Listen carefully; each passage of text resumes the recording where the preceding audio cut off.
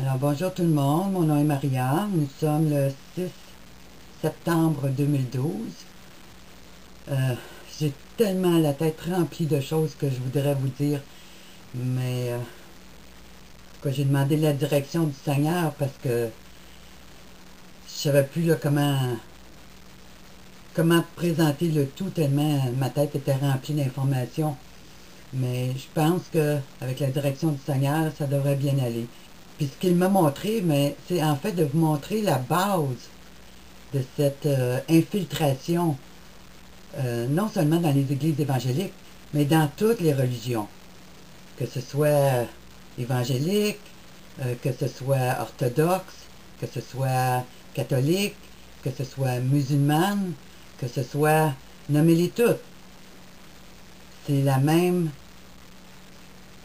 base doctrinale des mystères de Babylone qui s'est infiltrée dans nos églises pour mettre en place le dernier gouvernement du nouvel ordre mondial. Alors si je prends le temps d'aller voir dans Apocalypse 17, on nous parle d'une femme. Alors ça, c'est la fausse église de Jésus-Christ que je vous mentionne quelquefois dans certaines vidéos. On nous dit « Et je vis une femme assise sur une bête écarlate, pleine de noms de blasphème, ayant 7 têtes et 10 cornes. Cette femme était vêtue de pourpre et d'écarlate et parée d'or, de pierres précieuses et de perles. Elle tenait dans sa main une coupe d'or remplie d'abominations et des impuretés de sa prostitution. Sur son nom était écrit un nom, un mystère, Babylone la grande, la mère des prostituées et des abominations de la terre. Et je vis cette femme ivre du sang des saints et du sang des témoins de Jésus. Et en la voyant, je fus saisi d'un grand étonnement. » Alors, c'est ce que Dieu a révélé à l'apôtre Jean lorsqu'il était sur l'île de Patmos. Mais en réalité, qu'est-ce que représente cette religion des mystères de Babylone?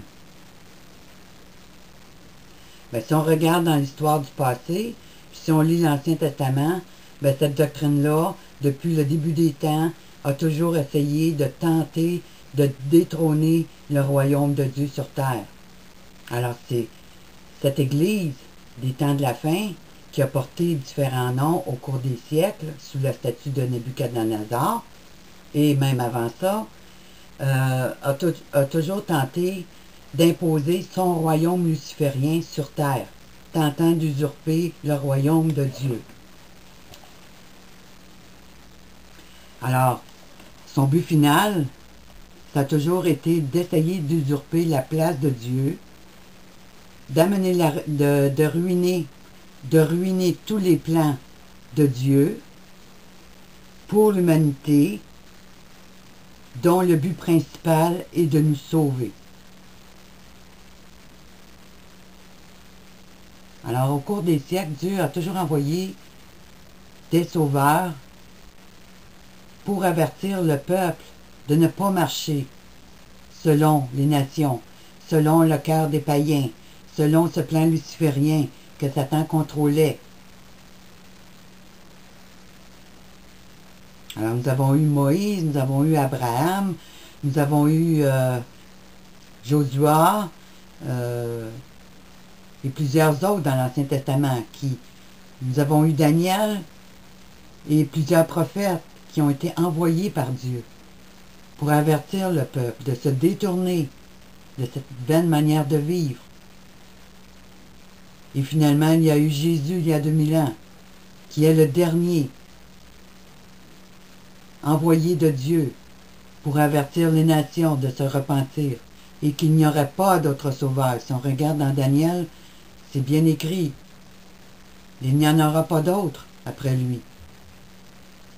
Pourtant, sous l'islam, on tente de nous faire croire que le Mahdi est la nouvelle révélation de ces temps de la fin qui va venir sauver le monde.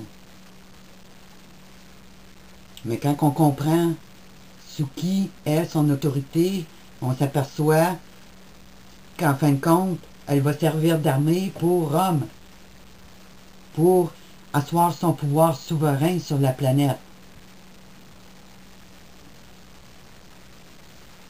Alors, en emmenant les hommes à pécher et en les gardant loin de la connaissance de Dieu et de l'évangile de Jésus-Christ, et en les décevant par l'une ou l'autre de ces religions, sous la gouverne de la fausse Église de Jésus-Christ, il peut donc ainsi garder les pécheurs sous son influence. Puis qu'est-ce qui arrive, c'est que Rome, qui se cache comme étant une institution religieuse, qui semble se dissocier de tout ce qui a rapport à la législature, est en fait celle, via ses agents, qui va mettre en place toute la législature pour mettre en place le système de Lucifer. Puis plus que les gens vont tomber dans leur rébellion contre Dieu, et moins l'influence de Dieu va se faire sentir dans leur vie. Alors, le péché va accroître, accroître, accroître, jusqu'au jour où cette personne réalisera jusqu'à quel point elle a été trompée par cet empire, et qu'elle se repentira, et qu'elle viendra à Jésus-Christ, et qu'alors elle travaillera à éliminer tout ce qui n'est pas de Dieu dans sa vie. Puis les lois de Dieu, ben, ils nous ont été données pour nous montrer ce que Dieu attendait des humains.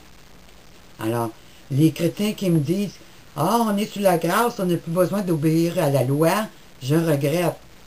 Mais vous êtes sous la séduction. Vous êtes trompés. Parce qu'au ciel, dans le 3e ciel, les lois de l'Éternel sont en vigueur. Et sur la terre, les lois de l'Éternel ont été données à perpétuité. Lisez votre Bible, c'est écrit noir sur blanc. La grâce n'a pas pour but d'annuler la loi.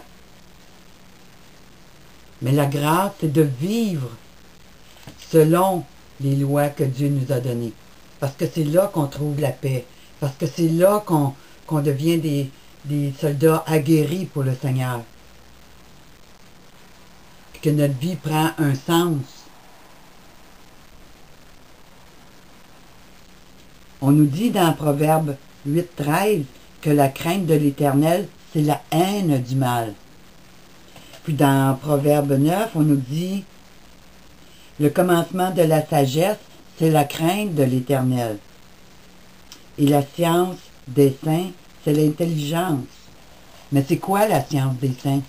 Ben, c'est de connaître les lois de l'Éternel. C'est de voir ce qu'il a préparé pour nous. Alors si on n'en tient pas compte, ben, on va marcher selon ce qu'on pense qui est bon, ce qu'on pense qui est mal. Ben, on devient comme les païens. Puis tranquillement, ben, on se met à pécher. Puis on vit dans un monde de péché en pensant que c'est bon, parce que nous autres, on pense que c'est bon. Mais est-ce que vous avez été consulter l'Éternel pour voir si cette chose que vous faisiez, c'était bon? J'ai tombé dans ce piège-là, moi aussi, quand j'étais dans les églises évangéliques. Puis j'ai péché grandement contre l'Éternel, à plusieurs reprises. Jusqu'à ce que je me mette à lire ma Bible. Puis que je réalise que sans les lois de l'Éternel, je ne marchais pas agréablement selon le cœur de Christ. Puis ça, ben, c'est l'ennemi. L'ennemi veut qu'on croie ses mensonges. Parce que ça nous tient loin de Christ. Ça fait partie de leur stratégie de guerre contre le peuple de Dieu. Alors, dans cette période que ces lucifériens appellent période de grand réveil, de revival dans nos églises,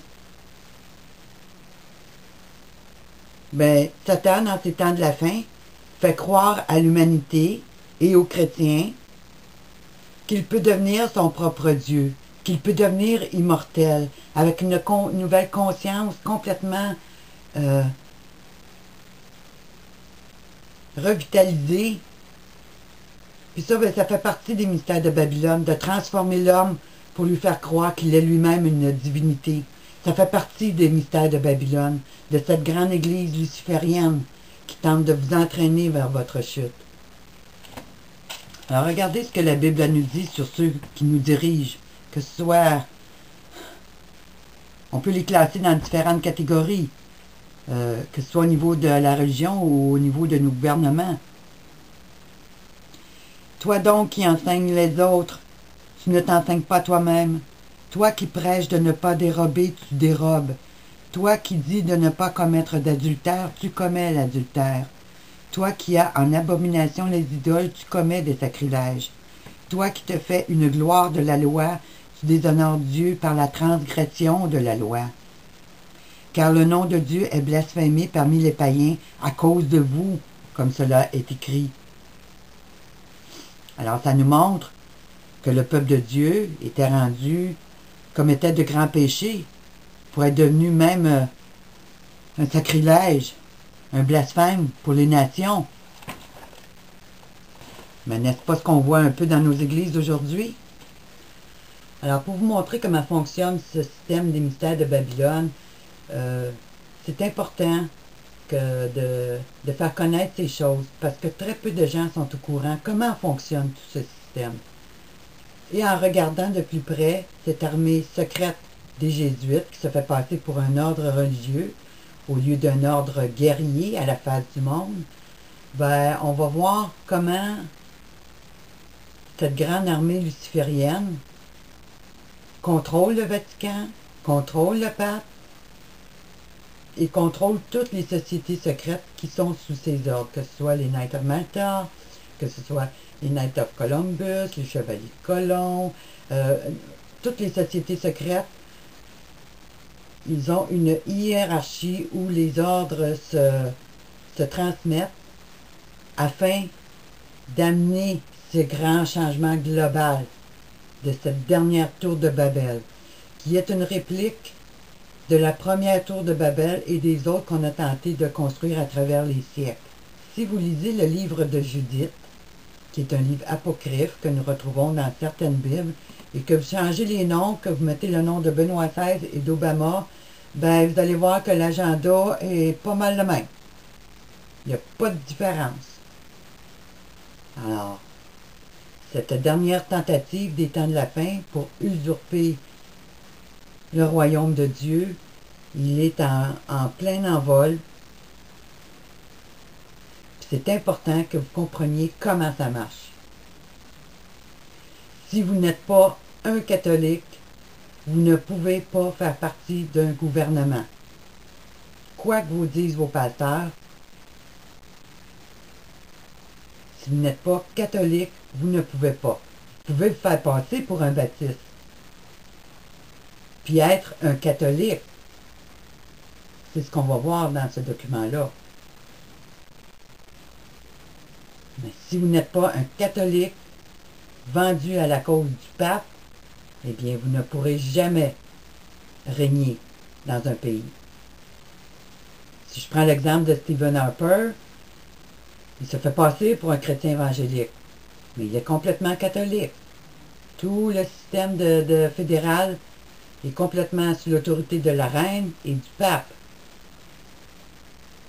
Puis si vous regardez l'agenda qui se met au Canada, puis si vous regardez l'agenda qui se met en place au Canada, ben c'est le même que dans tous les pays. George W. Bush s'est fait passer pour un chrétien durant de nombreuses années.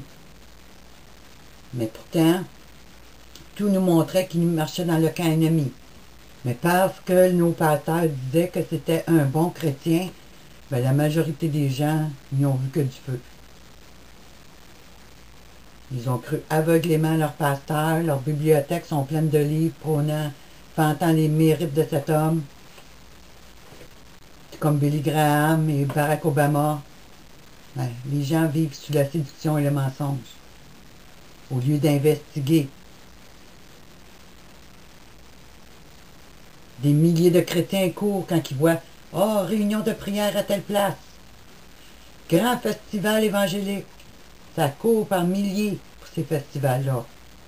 Mais ils n'ont même pas investigué qui contrôlait ces réunions, qui contrôlait ces meetings. Puis moi, ben, depuis plusieurs années, c'est ce que je fais.